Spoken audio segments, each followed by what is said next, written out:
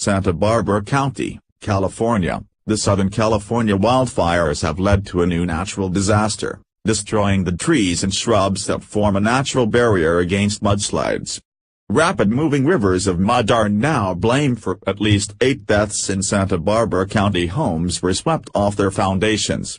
About 20,000 people have been ordered to evacuate. One by one, firefighters rescued victims from the muck and debris. They carried one teenage girl on a stretcher who had been trapped in her flooded home for hours. Survivors were driven to higher ground. "This is the worst I've ever seen it.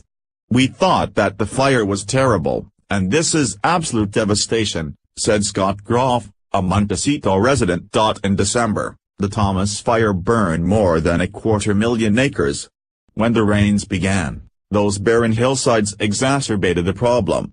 Homes and streets in the exclusive Montecito community were buried under feet of mud and debris. That made for a nightmare morning commute as cars and trucks on several major roads got stuck in the mud.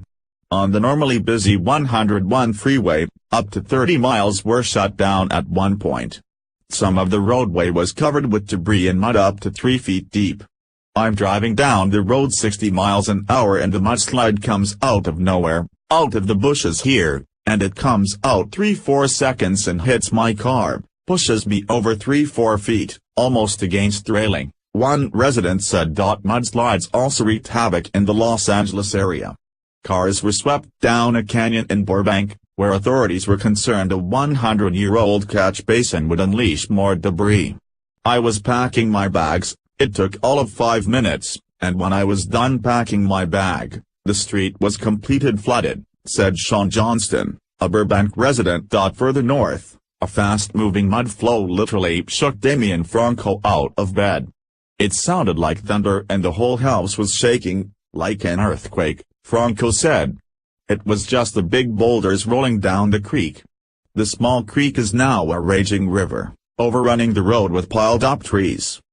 There's even a Mercedes stuck in the branches."